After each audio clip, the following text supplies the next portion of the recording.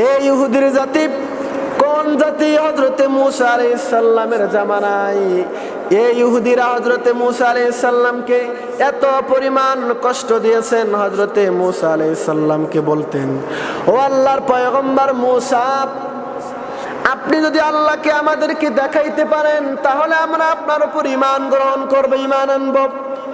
হযরতে মূসা আলাইহিস সালামকে বলে, মূসা, আপনি যদি আমাদেরকে আল্লাহকে দেখাইতে পারেন সশরীরে, আমাদের চক্ষু দিয়ে আমরা আল্লাহকে দেখব, তখনই আমরা আল্লাহকে বিশ্বাস করব এবং আপনার উপর ঈমান আনব। এই কথাগুলো আল্লাহ তাআলা কুরআনুল কারীমের ভিতরে বলে দিয়েছেন, ওয়া ইয কুলতুম ইয়া মূসা লান নুমিনা লাকা হাত্তা নারাল্লাহা জাহরাতান ফাখাযাতকুমুস সাইকাতু ওয়া আনতুম তানজুরুন।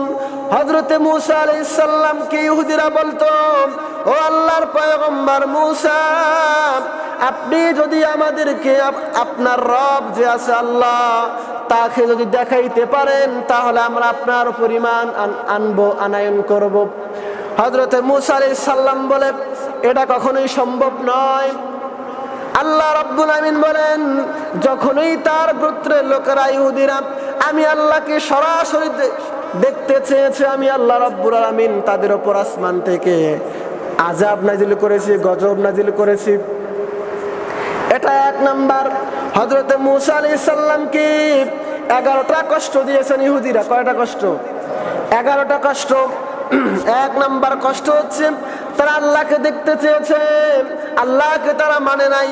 2 নাম্বার কষ্ট, হযরতে মূসা আলাইহিস সালাম বলেন, আমার উম্মতেরা আমাকে বলল, মূসা, আপনি যদি জান্নাত থেকে খাবার এনে আমাদেরকে খাওয়াইতে পারেন তাহলে আমরা আপনার উপর ঈমান আনব। হযরতে মূসা আলাইহিস সালাম আল্লাহর কাছে দোয়া করলেন, আল্লাহ, আমার উম্মতেরা আবদার করেছে, আমি যদি জান্নাত থেকে খাবার আনতে পারি তাহলে তার ঈমান আনবে।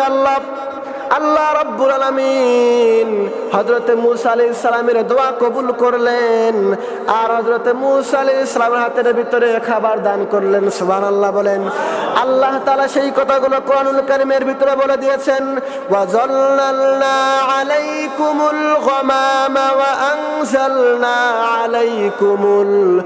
আলাইকুমুল মান্না ওয়াস সালাওয়াত কুলু মিন তাইয়্যিবাতি মা রাযাকনাকুম ওয়া মা যালামুনা ওয়ালাকিন কানু আনফুসাহুম ইয়াজলিমুন।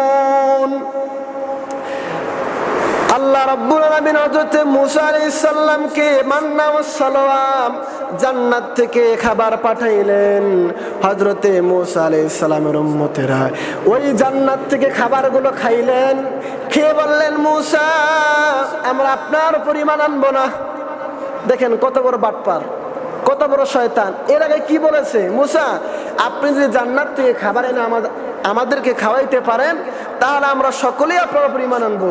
হযরতে মূসা আলাইহিস সালাম যখন খাবারগুলো নিয়ে আসলেন, খাবারগুলো নিয়ে এসে খাওয়াইলেন, এরা খাবারগুলো খাইলেন আর বলেন, এরকম খাবার আমরা দুনিয়াতে আর কখনো খাই নাই।